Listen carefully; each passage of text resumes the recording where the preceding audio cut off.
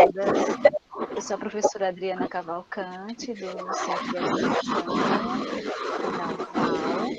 Eu sou líder do grupo de estudos e pesquisas em didáticas da leitura, da escrita e da literatura.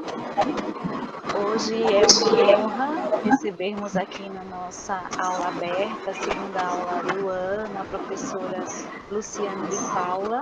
O nosso projeto de aulas abertas, ele nasceu o ano passado, na pandemia, né? Justamente por essa vontade de ampliarmos os diálogos, né, a partir dos estudos discursivos da linguagem, do Bakhtin e do círculo. Então, hoje, professora, estamos muito felizes em tê-la aqui conosco. O GELIT é um grupo que nasceu em 2017, né, então ainda está criando suas raízes também. E estamos felizes, né, eu e um grupo que encontra-se aqui de orientandos, mestrandos e doutorandos meus, que se dedicam aos estudos da linguagem, na perspectiva bakhtiniana. Então, é um prazer tê-la aqui conosco. Desde já eu agradeço o apoio de todos, né, os meus alunos, orientandos, que fazem com que essa aula ela aconteça todos os meses. Né? Então, sem a colaboração deles, eu não daria conta dessa imensidão de trabalhos, inclusive nesse contexto de pandemia, que eu brinco sempre, né? A universidade passou a ser esse espaço que eu tenho aqui pequeno, mas é o dia inteiro, sábado, domingo, né? A universidade está aqui dentro das nossas casas. Então é um prazer recebê-la, fico muito feliz por esse momento e por estar aqui também em diálogo com você, Luciana. Obrigada. Obrigado, professora Adriana, também pela oportunidade, pela abertura que nos dá, pela autonomia. Por isso estamos aqui essa noite. A professora Luciane de Paula possui graduação em Letras, mestrado e doutorado em Linguística e Língua Portuguesa, todas pela Unesp, Araraquara, e pós-doutorado pela Universidade François Rabelais, na França, onde também atuou como leitora de português na graduação e na pós-graduação. Atualmente é professora do curso de Letras, lotada no Departamento de Estudos Linguísticos, Literários e da Educação, DELE, da Unesp, Assis. Credenciada como professora permanente do programa de pós-graduação em Linguística e Língua Portuguesa da Unesp, Araraquara, e do programa de mestrado profissional em Letras, Prof.Letras, no qual se encontra como coordenadora desde 2017. Tem experiência na área de letras, com ênfase em análise dialógica do discurso, e atua principalmente nos temas voltados à verbovocovisualidade. É muito interessante. Da linguagem, materialidade em enunciados estético-midiáticos, canções, filmes, seriados, peças publicitárias, HQs, textos literários, redes sociais, entre outros. Atua como pesquisadora do Grupo Slovo na Unesp Araraquara e coordena o GED, Grupo de Estudos Discursivos da Unesp em Assis.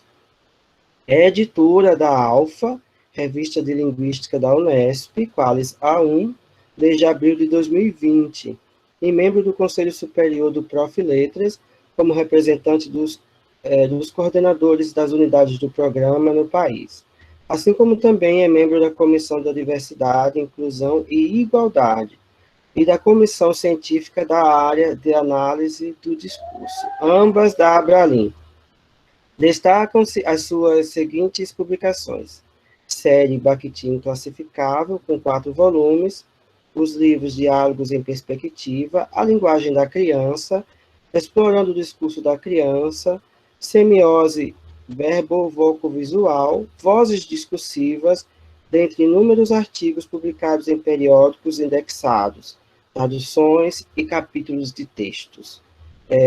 Mais uma vez, professora, o GELIT te dá bem-vindo. e sinta-se à vontade, tá? Para dialogar. Você pode conduzir da forma que você quiser. Se você quiser que as pessoas interfiram durante ou depois, tá? Você tem um tempo até 21 horas, mas isso não é engessado, tá?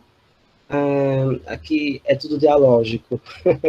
Então a gente pode ir conversando, e quando a conversa fica boa, né, a gente pode estender, tá bom? Não fique preocupada com o horário. Então, mais uma vez, bem-vinda, fique à vontade. Eu que agradeço, Wilton, Adriana, Nadson, né? É uma honra, uma responsabilidade, né, imensa estar aqui na segunda aula de vocês. Eu recebi o convite do Nadson com muito prazer e, de certa forma, com certo receio. Explico, tá? Ele me disse assim, a gente queria muito conversar com você sobre um artigo seu que saiu na eletrônica, sobre os Minions na tela e Bolsominions na vida, né? E aí eu até falei para ele, olha, tem textos até mais polêmicos do que esse, eu não sei por que esse gerou tanta polêmica num grupo no Facebook. Esse texto eu escrevi com a Natasha, que eu não sei se está aí, pedi para que ela viesse. Tá aqui. Então, é que eu tô pela conta do meu namorado, só para explicar. Ah, tá. Você que é o Vinícius, ok. Tá bom. Então, a gente escreveu esse texto juntas. A Natasha tem uma pesquisa que ela fez no mestrado sobre a relação da produção cultural e política a partir da franquia do Meu Malvado Favorito, e hoje, agora ela está no doutorado já, e aí ela vai aprofundar exatamente essa dimensão da esfera política, que acabou invadindo, de certa maneira, a pesquisa dela, uma vez que, a princípio, quando ela fez o projeto e propôs a temática, os termos, né, bolsominion e minion voltado para essa esfera como signo ideológico, ainda não tinham estourado, como aconteceu em 2018 nas eleições, né? E quando isso virou uma grande febre, ela já tinha a pesquisa que tinha esse nome, inclusive, né? Febre amarela, né? Em diversos sentidos, pensando, na verdade, a epidemia de uma viralização, de uma franquia massiva de filmes que invadiram a vida da gente a partir de produtos culturais, né? Então, a gente vai para o mercado e a gente vê leite com a caixinha dos Minions, a gente vê cereal, a gente vai na loja e tem pijama, tem toalha de banho, tem chinelo, tem não sei o quê, e aí ela queria um pouco pensar a questão da indústria cultural e por que a franquia do Meu Malvado Favorito, na verdade, acaba tendo um deslocamento em termos de importância, que é o Meu Malvado Favorito, que é um vilão que é colocado nas animações fílmicas como herói, né? Deixa de ter, não que ele não seja o protagonista, mas os Minions, que seriam coadjuvantes, né, passam a ter um protagonismo além do esperado, né? Então, era essa, a princípio, a pesquisa da Natasha. Se você quiser falar, Natasha, eu acho que você sabe melhor do que eu sobre a sua pesquisa, né? E aí, quando começou a viralizar e a virar a ter essa ressignificação política, já existia, mas ainda muito calma, e aí nós havíamos conversado, e eu falei para ela, vai ter que tocar na questão política, não tem jeito, né? E aí ela começou a estudar e tal, eu falei, vai ser um capítulo da sua dissertação, né? Então, a pesquisa dela não era necessariamente sobre a questão política. A gente escreveu esse artigo, ela terminou a dissertação e disse, Lu, eu quero muito agora, então, entrar nessa relação política e mídia E aí eu disse assim, bom, então, o que você acha da gente pensar alguns termos, dei algumas ideias, enfim, e aí ela fez o projeto que hoje é o doutorado dela, em que ela vai pensar exatamente nas esferas política e midiática, os signos ideológicos minions, bolsominions, como variante aí, né, e petralhas, né? E aí ela vai pensar exatamente como é que das animações, da HQ, do universo do entretenimento, a gente tem uma apropriação desses termos no universo político e como é que a gente pensa essas questões na seara das ciências humanas, especificamente do nosso lugar, que é o nosso lugar da linguística e, mais especificamente, da análise dialógica do discurso, ou dos estudos bakhtinianos, eu até gosto mais, né, dessa expressão, para pensar os estudos bakhtinianos como os estudos do círculo como um todo, né. E aí, quando o Nadson me procurou, eu disse a ele, mas tem outros textos até mais polêmicos do que esse. Vocês querem, então, que eu toque na questão do discurso político e dessa relação a partir dos estudos bakhtinianos. E aí eu até mandei, né, para ele link de 2 artigos, esses 2 que eu escrevi com a Ana Carolina, não sei se a Ana Carolina está aí, eu também pedi para que ela viesse. Tô sim, boa noite. Né? A Ana Carolina também é minha orientanda de doutorado. A Ana Carolina tem uma pesquisa sobre gênero, raça e classe em Harry Potter. Então, aparentemente, aspas, não tem nada a ver com política, e eu vou começar a minha fala já exatamente nesse ponto, né? Eu vou começar falando exatamente sobre isso. O que é político, o que não é político, dá para alguma coisa não ser política, né? E a Ana Carolina, na verdade, pensa a partir dos filmes, da saga, né? Dos livros do Harry Potter. Ela até faz cotejo com os filmes, mas o centro da pesquisa dela são os livros, as relações de gênero, raça e classe dentro dessa saga, e aí a gente também começa a perceber no desenvolvimento da pesquisa que essas relações semiotizam no mundo da ficção, relações que são políticos, socioculturais da vida real, e nada mais bakhtiniano do que isso, né? A arte como reflexo e refração da vida. E aí, a gente começou a pensar algumas questões. Estávamos escrevendo um artigo sobre a questão da eugenia, já tínhamos escrito um texto sobre gênero, raça e classe em Hermione e Bellatrix, que saiu pela Caderno de Estudos Discursivos, a CADIS, do grupo GEDIS, da UFG, e estávamos escrevendo esse texto quando eu fui convidada para falar na UFSCar, pelo grupo de pesquisa do Baronas, e aí eu falei, bom, então eu vou falar sobre eugenia, e comecei a mandar material para a Ana, e a gente começou a conversar, eu fiz a fala na UFSCar, e depois a gente escreveu o texto que saiu na Linguasagem.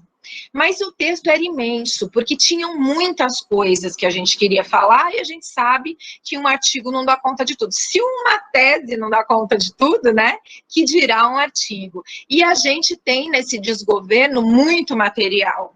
Todo dia a gente tem muito material para trabalhar, discursivamente, né? E aí, cada vez que a gente pegava no texto, ao invés de cortar, o negócio ficava maior. E aí eu falei, Ana, vamos dividir, então, esse texto. Esse texto se desmembrou em 2, e um é o da eugenia, que está na Linguasagem, o outro saiu pela... Ai, meu Deus, me ajuda a lembrar, Ana. Pela não é pela Signo.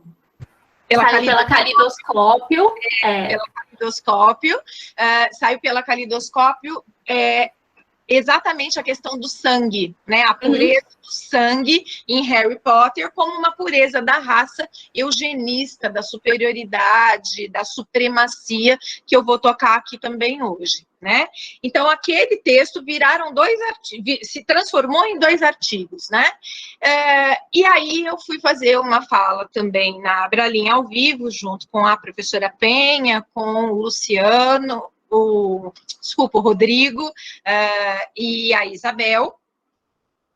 E aí falei, Ana, olha, acho que dá para a gente desdobrar isso aqui e a gente pensar que essa eugenia aparece no contexto pandêmico no Brasil como uma política, né, própria, específica, planejada, que se constitui a partir do aparente desleixo, do aparente descompromisso, da aparência de quase de um trapalhão, né? E não sabe o que ele está fazendo, né?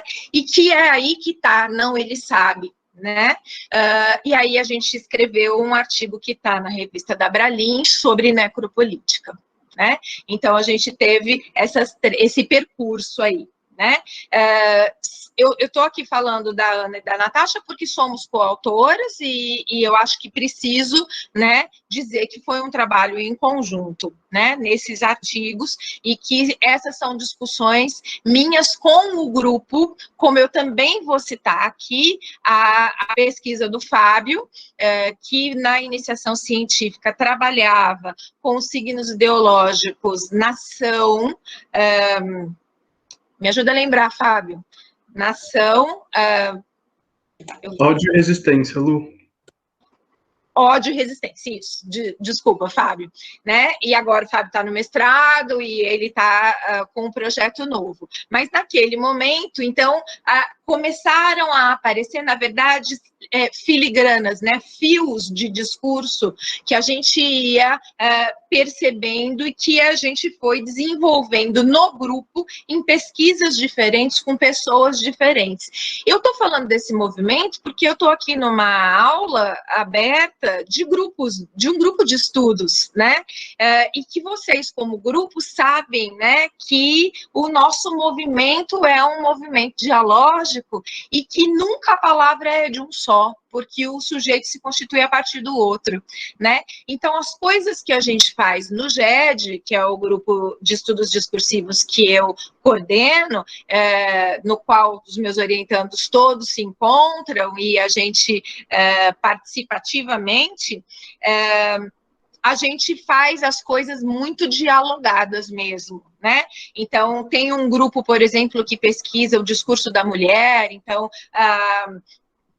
Carolina, a Laura, a Luana, a Bárbara, a própria Ana Carolina, com a questão de gênero, né?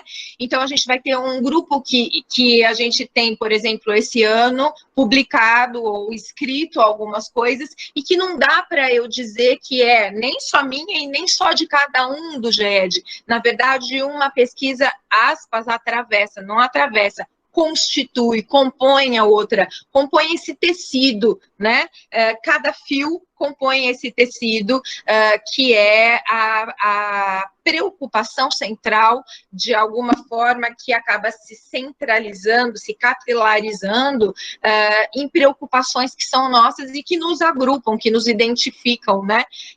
Não é à toa que determinadas pessoas me procuram para orientar, ou que a gente está aqui conversando agora sobre essas questões. São questões caras para nós, né?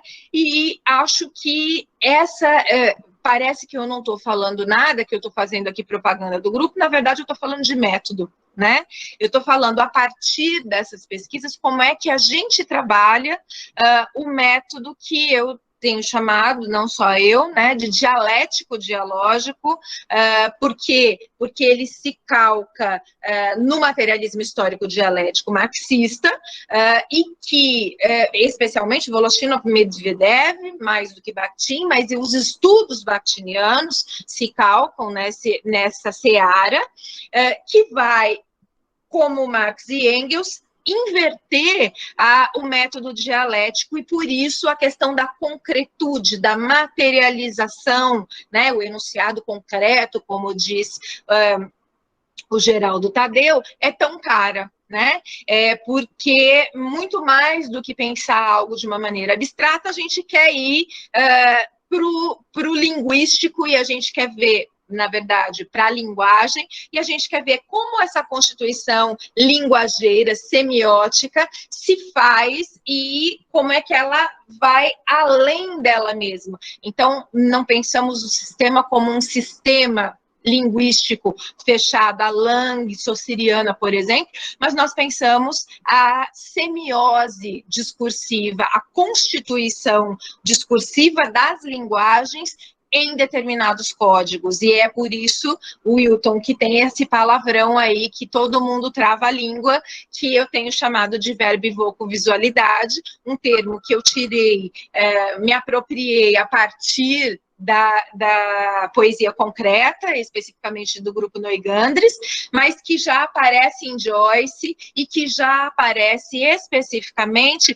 nas vanguardas russas, quando a gente pensa desde o simbolismo, né? E se eu quiser, a gente pode escafunchar, e não me interessa procurar o discurso fundador, mas o que eu estou dizendo é, eu enxergo nos estudos bakhtinianos as faíscas, né, dessa proposição que eu tenho chamado de verbo visual, né? Eles não usam o termo fui eu que me apropriei, né, dele, mas a ideia de tridimensionalidade da linguagem já está lá, né? Então, quando a gente pensa, por exemplo, e ouve, né, mas o Círculo de Bakhtin só trabalha com literatura, só dá para analisar romance.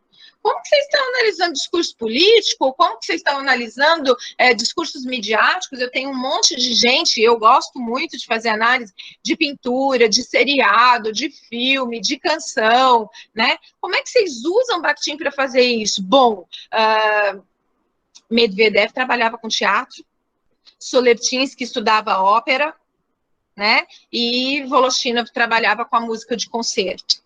Bakhtin dava aula de literatura, de língua e de música, e Udina era uma grande musicista, e aí eu só vou parar com essas citações para pensar o quanto que as linguagens materializadas das mais diversas formas, com os mais diversificados códigos, já se encontravam como norte de preocupação dos estudos de uma proposta de estudo de linguagem, que é a proposta bakhtiniana, né, que eu tenho chamado de tridimensional, pensando o verbal, o vocal e o visual. Na minha concepção, o verbal e o vocal já se encontram juntos, e isso já está lá no Saussure, né?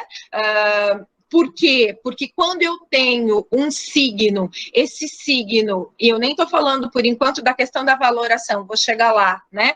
Mas quando eu tenho um signo, ele já é constituído de imagem acústica e de conceito, né? Então eu tenho a mentalização, aquilo que o Voloshinov vai chamar, tanto no marxismo e filosofia da linguagem, quanto no freudismo, de consciência cognoscível, né? E ele vai dizer, eu tomo consciência de dada realidade quando eu adquiro conhecimento semiótico, ou seja, de linguagem, né?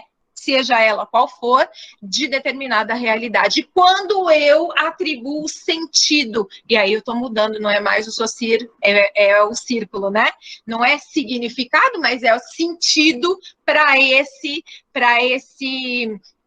aspas, referente ou para esse símbolo, né? A foice e o martelo deixam de ser dois instrumentos de trabalho, né?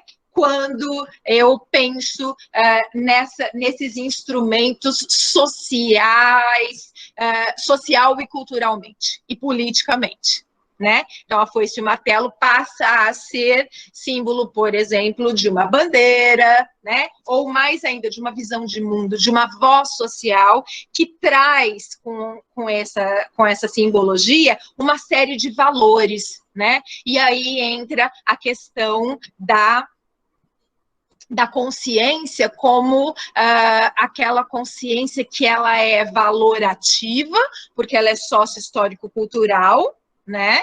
Então, a ideia do signo ideológico, que então não é mais, a ideologia não está extrínseca, não está de fora, não é extralinguística, mas constitui o signo, né? Porque eu atribuo sentido no uso, no ato de linguagem, assim como eu vou pensar também a consciência emotivo-volitiva, esse termo que a gente gosta de falar, que muita gente decora, mas que muito pouca gente trabalha, né? Que são as paixões, né? O emotivo-volitivo é o que nos toca. Por que que na pandemia a gente tem um sujeito que olha as mortes e diz, e daí? Quer que eu faça o quê? Eu sou Messias, mas eu não sou... sei lá o quê, né?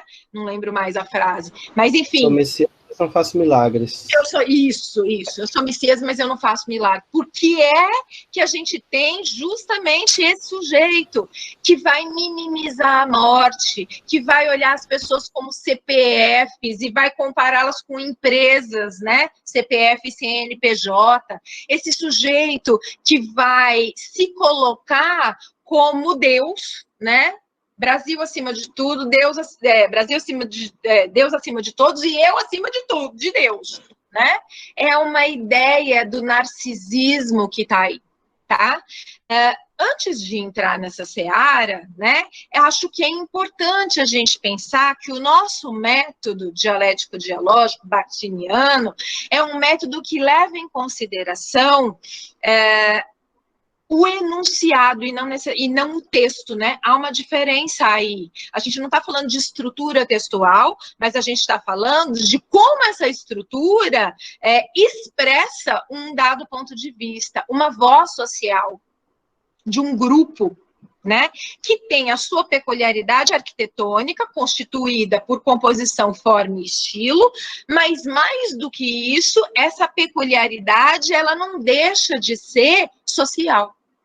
Então, esse discurso, esse enunciado, né, ele é sempre social. Então, quando eu designo um sujeito como bolsominion, eu tenho que saber quais são os traços o que é ser minion, quais são os traços que constituem esse sujeito, qual é o paralelismo, a interseção, né? O que constitui Bolsonaro, o que constitui os Minions, e qual é a interseção entre esses sujeitos que, de alguma maneira, se expressa semiotizado nesse termo, nesse signo ideológico. E aí eu tenho uma visão de mundo sobre Bolsonaro, sobre Minion, que vai estar expressa materialmente nesse signo. Ou em gado, né?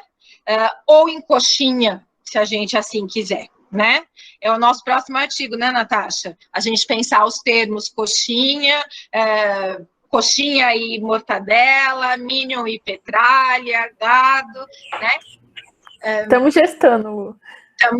Né? Então, a gente já tem conversado um pouquinho sobre isso, que já é parte do doutorado dela, para pensar que não são quaisquer termos que designam quaisquer sujeitos. E esses termos têm a ver com as questões socio-histórico-culturais de um dado tempo e espaço históricos, né, de um dado cronotopo. Né? Então, é importante a gente pensar que a gente faz esse movimento, que o nosso método, ele não é o método cartesiano. Eu estou falando disso porque fica parecendo, para alguns, pode parecer, para quem não, eu digo que é leitor de Bakhtin de cabeceira ou de orelha do livro, né? Que os estudos bakhtinianos não têm método. Né? Depende, o método cartesiano, aquele classificatório que põe dentro da caixinha, esse não tem mesmo, porque a gente combate esse método, a gente propõe um outro método, um outro jeito de fazer ciência, né? Que é a heterociência, uma outra ciência, um outro método. E qual é esse outro método? Eu tenho chamado de dialético dialógico, aquele que coloca em jogo forças em embate, né? Forças de vozes, de valores emotivo-volitivos e históricos socioculturais que podem se confirmar ou não, estar em tensão, né? Em tensão e não intenção, né? E quando a gente tem esse jogo, a gente não está pensando a dialética do ponto de vista do senso comum. O ponto de vista do senso comum vai entender a afirmação como ponto de vista do eu, a negação ou a antitese, para não confundir com a figura de linguagem antítese, como a negação dessa afirmação, o ponto de vista do outro, a diferença, né, o outro, o alter, né, que é tão importante para Bakhtin e que é tão desprezado no discurso do Bolsonaro ou no discurso bolsonarista, né? E esses dois discursos, eles não têm uma síntese como, em suma, vamos fechar, né? Não é síntese, não é isso, né? Do ponto de vista filosófico hegeliano e do materialismo histórico dialético marxista, tá? A síntese é uma nova afirmação. E isso nos coloca num jogo de movimento que não tem solução. E é por isso que eu coloco como dialógico, dialético, dialógico, porque é no movimento da arena, e eu gosto muito mais do termo arena do que palco. Em alguns momentos, eu tenho usado, junto com os meninos, nas nossas publicações, nas nossas produções, com barra, por uma questão de tradução, né? A tradução vinda direta do russo, feita pela Sheila e pela Ekaterina, na primeira e na segunda edições, aparece como palco, né, do Marxismo e Filosofia da Linguagem, e a gente já conversou sobre isso, inclusive elas estiveram em Assis, não, né, e a gente conversou sobre isso, e elas mesmas disseram, a arena é melhor, né? Eu gosto mais porque palco dá uma ideia de mascaramento, de atuação, do ventríloco, né? E não é nesse sentido que a gente pensa a dialogia, mas a gente pensa a dialogia como uma arena mesmo, né? Uma arena onde há em embate diversos sujeitos que não são ventrílocos, né? Que se posicionam responsiva e responsavelmente pelos seus atos. E que não dá para a gente ter álibi e dizer eu não sabia. Não foi isso que eu quis dizer, né? E aí a gente entra para uma filosofia do ato responsável do Bakhtin, em que ele propõe, né, ou pelo menos ensaia essa proposição filosófica, que o Faraco vai chamar de idealista, utópica, porque o mundo não é assim, porque a gente vive um mundo muitas vezes de simulacros, é real, mas eu também acho que se não for a utopia, a gente não sai do lugar.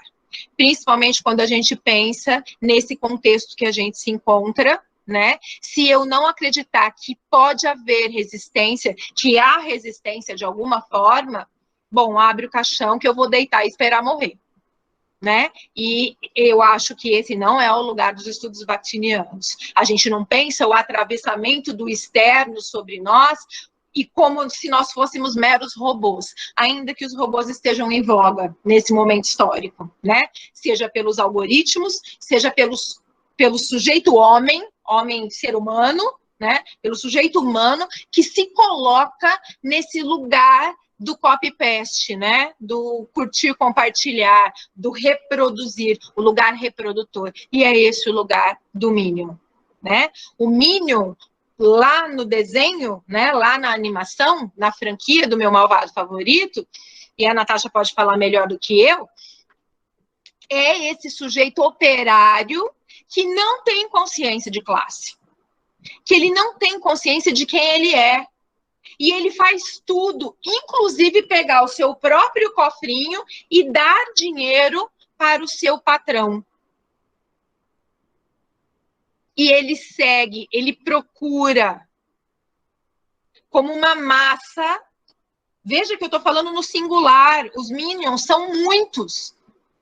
Eles são virais, mas eles são servos cegos de um malvado, do pior malvado, que é o meu, possessivo aí não é à toa, malvado, o adjetivo qualitativo aí que designa esse sujeito meu, esse sujeito objeto, do qual eu me aproprio como posse, favorito, aquele que eu escolho, aquele que eu voto, aquele que eu sigo cegamente. E aí, quando eu penso nesse traço da falta de consciência de classe, do sujeito que faz tudo pelo patrão, ele nem articula, né? Os Minions é difícil até da gente entender, a gente entende uma ou outra palavra, a gente sabe que quando eles se comunicam, tem os termos, né, na animação, são compostos por mescla de várias línguas, né? A gente fala, nossa, que eles são inteligentes. Não, é porque eles não articulam. Né? Então, como é que é a língua, como é que é a cognição desses sujeitos? Né? Eles brigam entre si, né? E eles são sádicos, porque eles gostam de ver o seu igual apanhando, eles ajudam a bater, eles riem que o outro se ferra. É isso que a gente vai entender como falta de consciência de classe. É quando eu vejo um outro igual a mim morrendo de Covid e vou para a festa badalá. E digo, não é nada, é só uma gripezinha, porque o presidente disse isso, tem tratamento, vou tomar ivermectina, azitromicina e cloroquina, e tá tudo certo, eu faço um tratamento preventivo, mesmo que a ciência diga, isso não é tratamento para Covid e pode ficar ainda pior. Eu sou cego, e aí não é à toa que o Bolsonaro, quando foi pôr a máscara, não é que ele errou, ele não colocou a máscara direito, ele pôs a máscara nos olhos. É essa cegueira de um seguidor atrás de um Messias que se coloca como Deus, que se banha no Rio Jordão, né? Que muda de perspectiva, que age de determinadas maneiras, né? Que faz com que a gente pense aqueles traços que eu digo, quais os traços de Bolsonaro e quais os traços dos Minions, para eu pensar a intersecção e pensar nos termos. Eu não estou pensando apenas linguisticamente, mas eu estou partindo do linguístico para o translinguístico, a partir dos traços semânticos de constituição desses sujeitos discursivos, né? Eu vou pensar nos atos desses sujeitos, eu vou pensar os posicionamentos políticos desses sujeitos, e aí eu vou pensar nas esferas, e aí eu vou para o enunciado, eu não fico no texto, né? E isso também é método, ok? Eu deixo para vocês, se quiserem ir conversando comigo, mas eu trouxe uma apresentação que eu queria muito mostrar, né? Eu sei que a gente tem a questão do tempo, vocês me dão licença para colocar um pouquinho, eu vou pedir então, para que se vocês quiserem falar, eu não vou conseguir mais ler o chat, porque eu vou colocar o PowerPoint, vocês sabem que quando a gente coloca em tela cheia, a gente fica cego da sala, então eu não vou conseguir ler vocês e nem visualizá-los, então eu preciso que vocês falem se for o caso, tá bom? Vou colocar, vamos lá. Conseguem visualizar? Só digam para mim se está ok. Sim, Lu, está aparecendo. Tá? Ok. Então, tela cheia, vamos lá. Né? Não foi à toa que eu escolhi, né, essa forma de apresentação com as máscaras, né? Exatamente porque eu vou tratar um pouquinho desse lugar, né? Vou falar um pouquinho desse lugar que a gente está vivendo, desse tempo, desse cronotopo pandêmico, como chamou a Penha, né, professora Penha, que é o que a gente está vivendo. Eu gosto mais de cronotopo pandemoníaco. Eu vou dizer por quê, tá? Porque, para mim, é o tempo e espaço da patologia de uma doença que a gente está vivendo, que é o coronavírus, e que no Brasil a gente se junta com uma outra patologia, que é a social, a ideológica, a valorativa, a emotivo-volitivo de um governo, que eu brinco que é um desgoverno, que acha que é dono de todo mundo, de tudo, de todos, como diz o seu slogan, e que pode fazer qualquer coisa impunemente. E esse não é mais, então, a pandemia, mas é o pandemônio. A gente vive o pandemônio, né? A gente tem a pandemia agravada desde a esfera da saúde, né? Olha o número de mortes. Essa noite a gente bateu recorde, né? 2.200 e não sei quantas mortes em 24 horas. A gente já conseguiu o pódio, porque os Estados Unidos estão tendo queda nas mortes e a gente está em ascendência, né? Eles têm vacina, a gente não, né? Porque a gente tem um governo que, do lugar que ocupa de patrão, de malvado favorito, de Gru, né? Como presidente, não tem uma política pública de saneamento para a saúde. Nós não temos nenhum ministro da saúde que seja da área. Como nós não temos na educação alguém que seja respeitável, ou no Ministério da Mulher e da Família, uma mulher que represente a voz da mulher. Porque não é porque o sujeito é mulher, que a pessoa é mulher, que a voz que ela expressa é daquele grupo social, é a voz social daquele grupo. Não necessariamente. A gente tem mulher machista, a gente tem homossexual, ou alguém da comunidade LGBTQIA+, que é homofóbico, transfóbico, né? A gente tem negro racista. E essas contradições são exatamente a falta de consciência de classe, sobre a qual eu falava com relação aos Minions. A gente tem pobre de